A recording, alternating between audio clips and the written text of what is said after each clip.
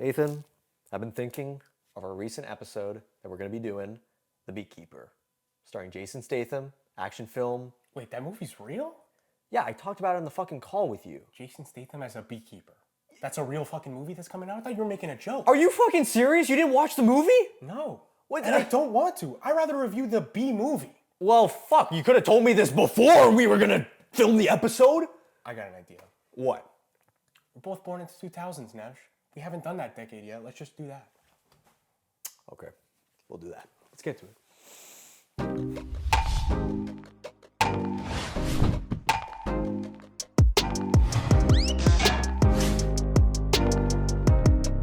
Welcome back to the Real Talk Podcast, episode 120. I'm your host, Nathan, and I'm joined by the man himself, Matthew Neves, to my left. Thank you. And today, we are going to be doing another decade in review with the 2000s. Super excited about this one. But first, big announcement again. We launched our Patreon page as well as YouTube memberships. Members will get access to an exclusive monthly show called Movie of the Month, where Nev and I will each choose a random movie from any decade, any genre, for Movie of the Month. And the fans will get to decide what will be the movie of the month. On top of that, members will get early access to our podcast episodes, our reaction videos, and other member-exclusive perks. If you like what we're doing here at Real Talk and you want to support your boys, that's the best way to do it. Check out Patreon and YouTube memberships. Let's go. Hell yeah. Woo, 2000s. Movies of the 2000s. I'm so excited about this one. Obviously, you and I both born in 2000. Exactly. So this episode is all feelings, no facts. There's going to be an insane amount of bias. When you guys hear my top 5 films of the decade, you're going to be like, this guy's on crack. But it's all nostalgia, right? This is my most nostalgic decade, and a lot of films in this decade is what made me fall in love with film. So they may not be the best objectively, but they're the best to me, you know? Yeah, I feel like everyone has that. Like if you're born in the 90s, you're going to mention 90s films. If you're born in the 80s, 70s, all these decades, you're going to have a bias with the decade you grew up in. Exactly. And we've done 70s, 80s, and 90s. And I obviously had to go back and watch those movies. Yeah. And do my homework afterwards, you know? So I don't really have nostalgia for too many of those. Some of those I did watch as a kid and I had nostalgia for. But when you grow up with a movie and you remember seeing it in the theater, it's special. It's special, and this is our decade. So sit with us and let's go back to the early 2000s, simpler times. Oh yeah, simpler days. Let's get into the highest grossing films of the decade. 'Cause this was a real interesting decade here. Yeah, I'm looking at this list. Not a bunch of superhero movies on here like the 2010s. No. This is still back when the superhero craze was still... It was in its infancy. Yeah. It was getting started, right? The ball was starting to roll. Yeah. So number 10, Shrek 2. Classic. Banger movie. Classic. Made a lot of fucking money. Shrek 2 is so good, man. $900 million. That's insane. Worldwide. Like, I get it now because everyone's like, what's the big deal? Fucking Minions. It's like, well, here's the thing. Minions is like... That feels corporate. Yeah. Shrek 2 was like telling the corporate people to go fuck themselves. It had that like very sinister, not sinister, but like social commentary on it. It did. Which I like. Yeah. Damn, that's a lot of money for Shrek 2. Right? And you kind of like the amount of money this probably made like on DVDs too. Like, oh yeah, I got the DVD too, like, man. That's another thing about this era, kind of the final era of like, you know, DVD sales being a huge factor of films. Like how many films of the 2000s kind of bombed and then found this resurgence on DVD? That's true. Like there's a lot of that, and there's very few examples of that nowadays. Like no, because everyone's like streaming. Physical media is kind of we've seen that movie, and then like the director's like, well, I didn't make any money from it because you watched it streaming. Yeah. So yeah. So Shrek 2, number 10, deserving to be on this list. Oh yeah.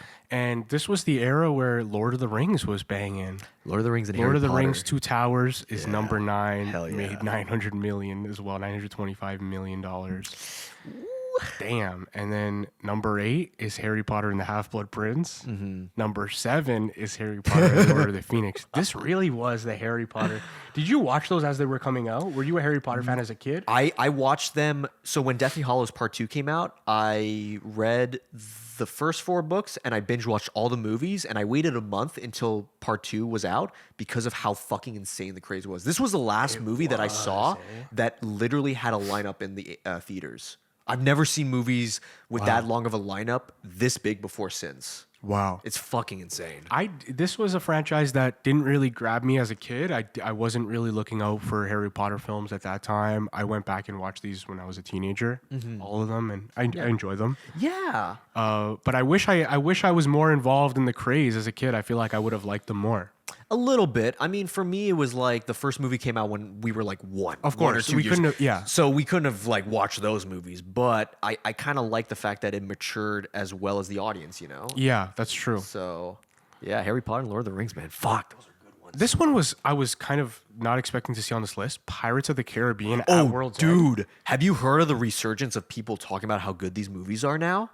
Not really, but I forgot how big Yeah. this franchise really was. It was huge. I mean, like, because I've seen all the Pirates of the So have Caribbean I, films. yeah, so have I. And comparing 4 and 5, the shit ones to like the first 3, I'm like, okay, you know what? The first 3, they're not so bad. They're not amazing. I think the first one's the best one, and the I agree. sequels are kind of just like Matrix sequels, where you know they drank a little bit too much of their Kool-Aid. But Yeah, it's like, let's find another reason for him to do something. You know? Johnny Depp, Jack Sparrow running around. Yeah. But I cannot deny that the effects in those films still hold up. Are dope, yeah. Holy shit, man. Are dope. Like the dead man's chest, the squid guy. Like, you look at those effects and compare them to like nowadays, it's like, oh my God. Yeah, Dead Man's Chest came out in 2006. Yeah. Like, that's crazy. Fucking the effects nuts. are very good. So, yeah, number 6 is Pirates of the Caribbean at World's End. That one surprised me. Number 5, Harry Potter again and the Philosopher's Stone. Warner Brothers, man. Bro, if you add up all the money that these movies made, each of them making more than $900 million Yeah. worldwide, Jesus Christ. It's nuts. It was a license to print money in the 2000s. Oh yeah. Oh yeah. And then, number 4, The Dark Knight. The Dark Knight, which Yeah. this one deserves to be on this list. Yeah. $1 billion worldwide box That was a office. big deal. I remember how big of a deal that It's was. a huge deal. Holy shit. I actually do remember like being 8 years. Like I remember my uncle telling me about watching Dark Knight. That was a big craze. I don't think like in terms of DC's peak, this was like, it felt more genuine than like superhero movies now getting popular. Because if a superhero movie made $1 billion, like Captain Marvel, do you hear people talk about the praise of that? Not No. really, because of how inflated everything is nowadays. The Dark Knight, though, oh, people fucking talked, man. This overshadowed every single superhero film of that year. Yeah. Like, even if you liked Iron Man, which I did, even if you like Incredible Hulk, it's like, yeah, but those are superhero movies. The Dark Knight. This was like, that's a movie. the adult movie. Yes. Adult superhero movie. Like, yeah. I feel like what a time. And Christopher Nolan, I think, changed superhero movies forever. I think he made it clear that there is an appetite for a dark take on superhero films. Yeah. And he did it with Batman Begins a little bit, but he really Yeah. doubled down here with obviously Heath Ledger's Joker being scary as hell. Heath Ledger is what makes that film stand out even more to the general public. Of course. Yeah. It's one of the most memorable films ever. Some of those scenes stick with me. I think about them all the time. The scene where Joker comes to meet the goons and they're having the meeting. Yes. Michael J. White's in that scene. Like, yeah. it's such an incredible scene. The scene at the hospital. That's a good one. The opening heists. That's a good One one. of too. one of my favorite openings to a film ever. I've yet to find a scene in a movie from the superhero genre that is as creepy as the footage, the footage of the fake Batman and stuff. Because that's another thing too.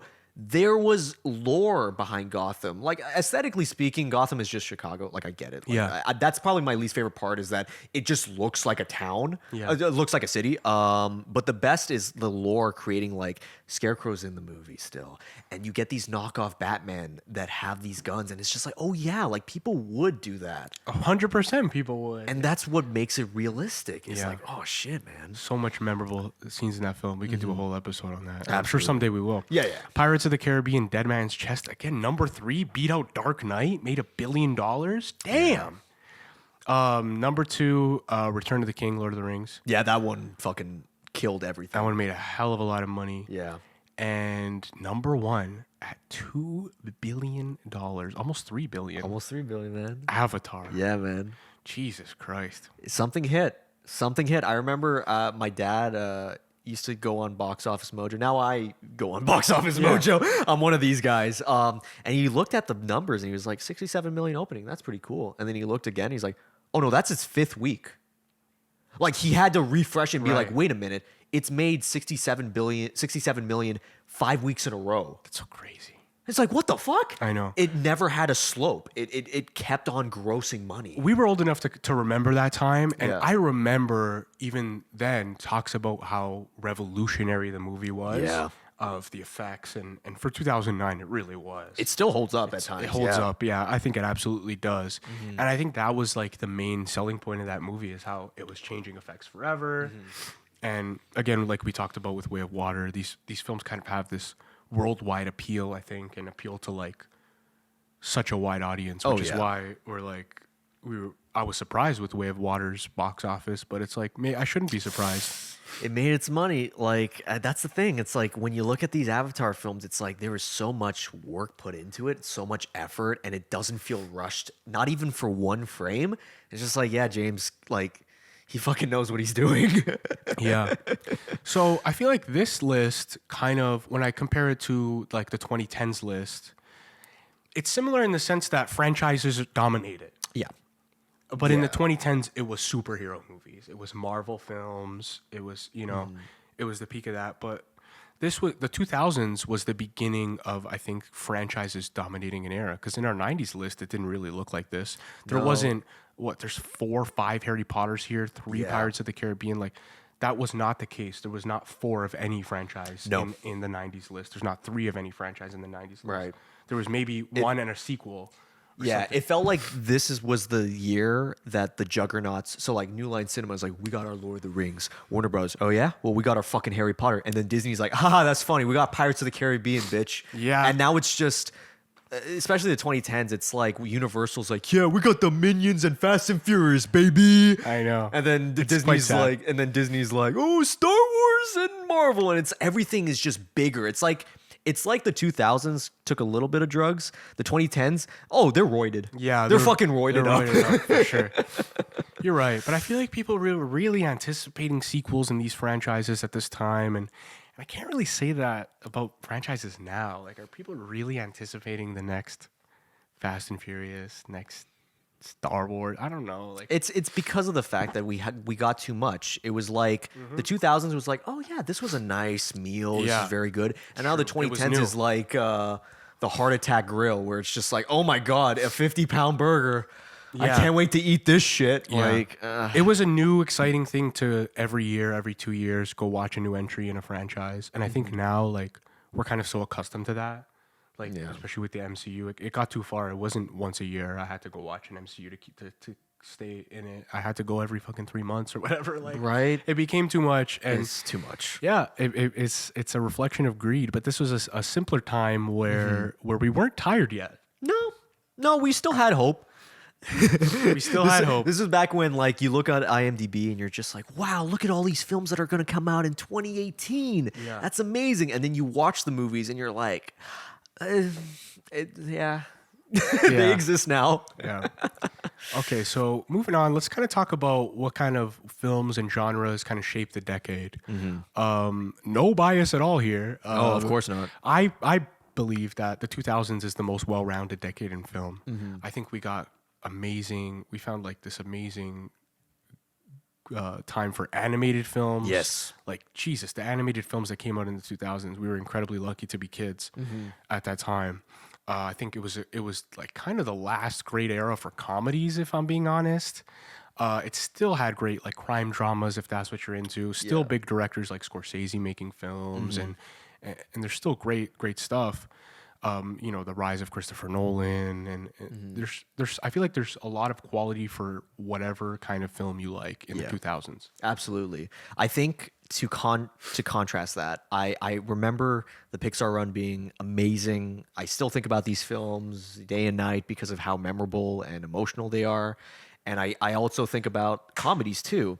But another side of comedy that I realized that I'm not a huge fan of, that you might disagree or agree with, is the American Pie Scary Movie era. I tried with American Pie and Scary Movie, and no.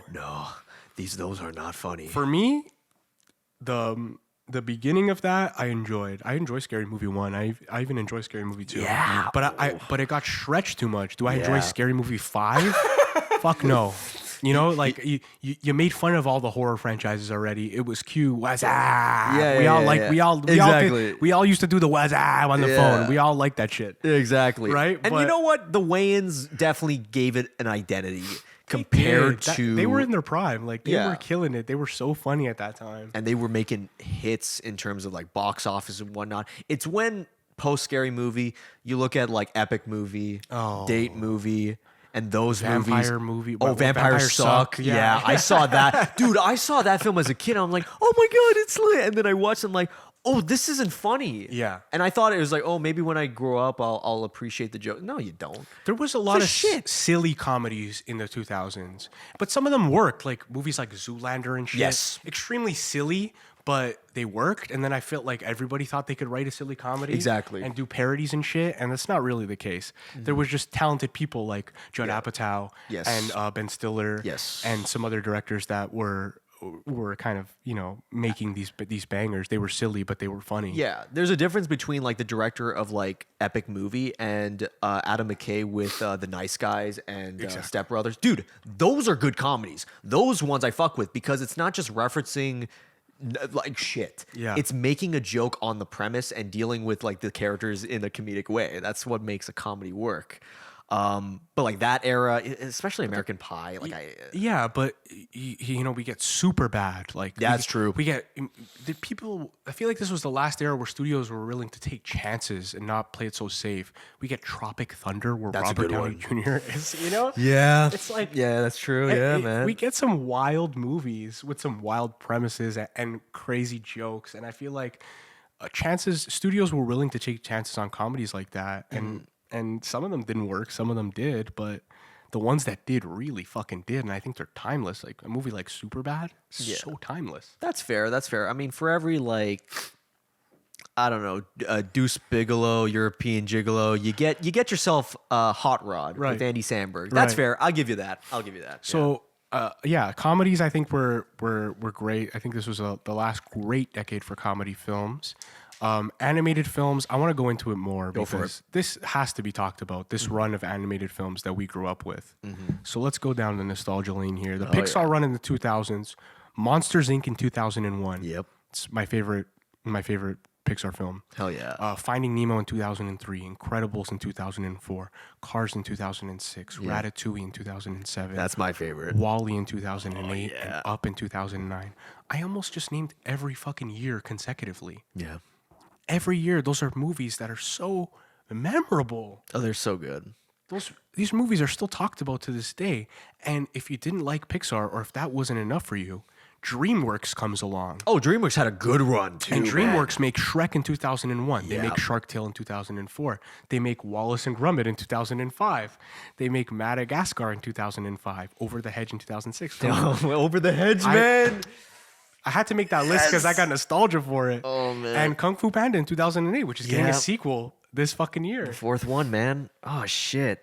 Like, this is like 2 great films per year, basically, of all of our childhood. Yeah. It's incredible. I got what's your favorite from DreamWorks and what's your least favorite from DreamWorks during this era? You got to tell me, man. My favorite from DreamWorks has to be Shrek. Yeah, man. Shrek is goated. Yeah. Shrek is absolutely goated. I love Kung Fu Panda as well, but Shrek is goated. And Madagascar has a big place in my heart Madagascar, as well. nobody talks about that much. No, I I love fuck it. with Madagascar too, man. Oh yeah, That it's might be great. my favorite out of all the Madagascar films because like you have these Escape to Africa, they got all these moments of comedy and the old lady's and back. and they're great characters. Like the Yeah. penguins are so good. Like they were great contrasting characters. Yeah. I think my least favorite Come on.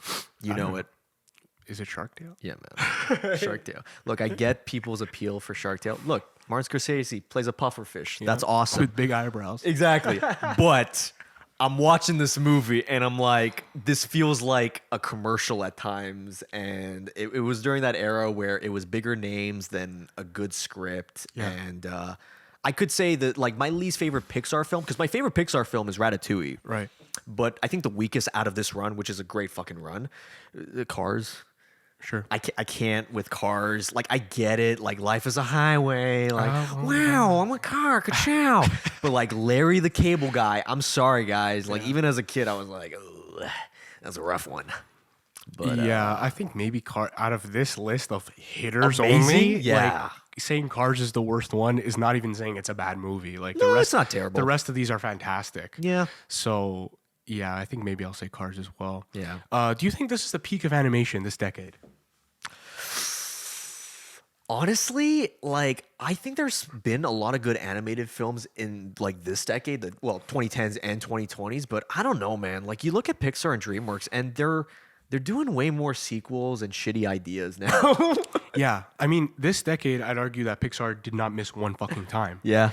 And Pixar has missed in every decade. Cars since, 2 is what started that. occasionally. Yeah, exactly. After Cars 2, you can still expect quality from a Pixar movie. Like, you know, if I'm seeing a Pixar movie, I'm expecting it to be good still. Yeah. Because their track record is still overwhelmingly positive.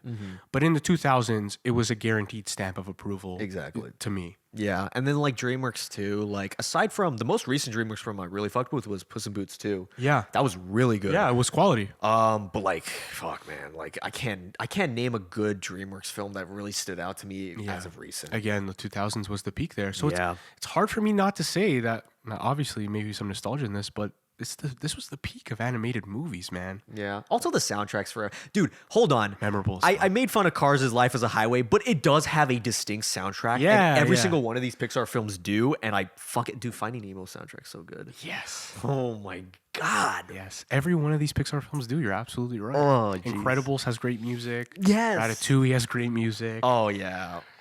Oh, it's just Ratatouille is my favorite because it just gives me hope.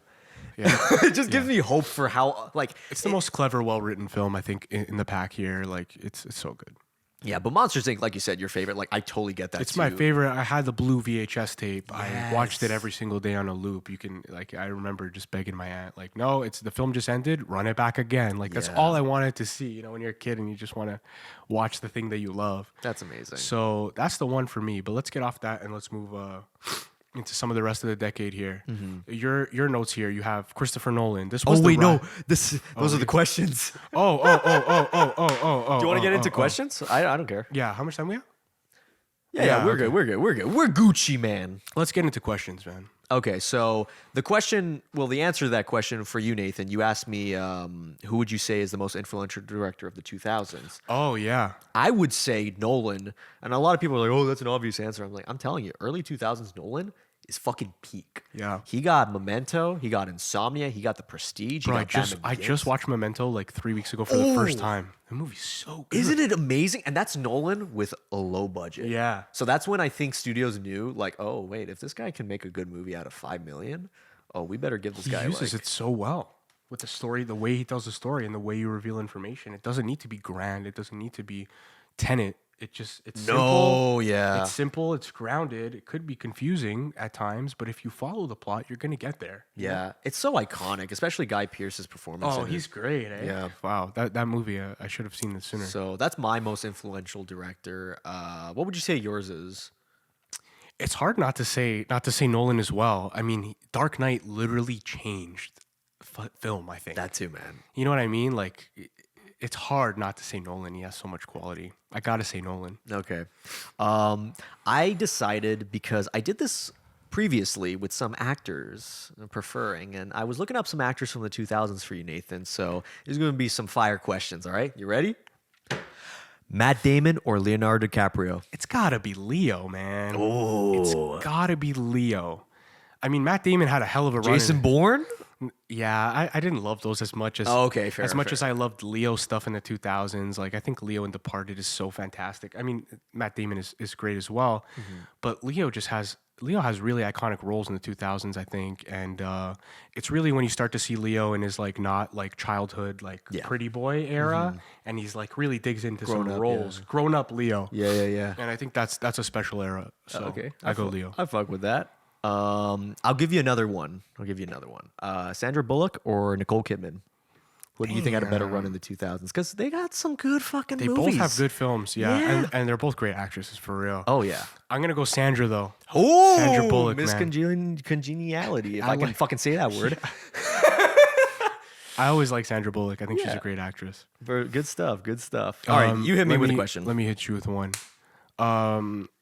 A film or franchise in the 2000s you'd want to see get a sequel or a remake? I'm going sequel because I'm not a huge fan of remakes. Yeah. If Guillermo del Toro could go back in time to 2008 and say, look, motherfuckers, we're going to make Hellboy 3 and we're going to make it now. Hell with Ron yeah. Perlman. Yeah. Because they did that new Hellboy film so dirty, man. Yeah. With the Stranger Things. I don't even count that as a Hellboy film. I think that's just like cosplay shit for like 90 minutes. I fucking hated that. I completely agree. The universe that they build in those Hellboy films and how lived in and real it feels. Oh, the Golden Army, Hellboy 2 and the Golden Army has some of the, in my opinion, one of the best cliffhangers. Like that one and Batman Returns are cliffhangers to movies I wish had sequels. I know. Those are Hellboy is like one of my girlfriend's favorite film franchises, so she's gonna love that. Hell yeah, man. Yeah. What about for you? I didn't really even think about this. I was gonna give you this question. No. You know what? I'll give you my question. Yeah. Okay. Actually, you want to just do top 5 films? Let's get into it. Fuck it, yeah. We're Let's do running low top on 5. time, so Yeah. let's get to our top 5. You first, man. Let's top go. 5 is fucking outrageous. Woo! I'm ready for this excited. one? Yeah, let me hear him. Number 5. Fast and Furious. Yeah, I figured. Fast and Furious. You know, it's on my fucking letterbox top 4. Yes, it had to man. be on here. All right. Number 5. So I tried to pick a top 5 that kind of described the decade. I didn't want to do all type of one genre. I wanted to, because I think the 2000s is so well-rounded, I wanted to make it a well-rounded list. So my number 5 is Fast and Furious. My number 4 is Superbad. I Okay. think it's the comedy of the early 2000s. Yeah. Every time I watch it, I laugh just as hard. It's so iconic. Like some of those scenes, like the McLovin shit. It's Oh like, my God, hilarious. it's a meme forever. It's a movie I think I'll laugh at in 50 years. You know. Number 3 is Monsters Inc. It's my childhood favorite film, and it forever holds a place in my heart. Number 2 is The Dark Knight, and number 1 is Sam Raimi's Spider-Man 2. Oh, that's a good fucking list. I love that movie so much. That's a good list. All right, I'm gonna do my speed round. Number 5. It's my favorite documentary of all time. If you want to cry and watch a depressing doc, this is it. It's called Dear Zachary, a letter to his son about his father. I'm not going to say anything about this film because of the subject matter, and because if I do, I'm probably going to get teary-eyed. I haven't seen that, but when I need a good cry, I'll check it out. Exactly. Number 4 is my favorite Paul Thomas Anderson film, Punch Drunk Love. Adam Sandler, my his best. favorite performance from this guy. He's fucking awesome. Philip Seymour Hoffman's amazing. Everyone's amazing in the film. Yep. Highly recommend it. Number 3, oh man, it's Old Boy, man. Still one I haven't seen. It's on my list. I want to see it so bad. I'm going to see it. If you want to watch a fucked up movie that has an insane twist to it, that is the movie, man. I fully recommend it. And number 2, one of my favorite films, in my opinion, Wachowski sisters' best film, Speed Racer. Speed Racer. If you don't know this film, fucking watch it. Yeah. And if you have, watch it again. Watch it again. And my number 1, this might be a meme, but I don't give a fuck because it's so quotable. It's a fantastic film. American Psycho. Yeah. Christian Bale.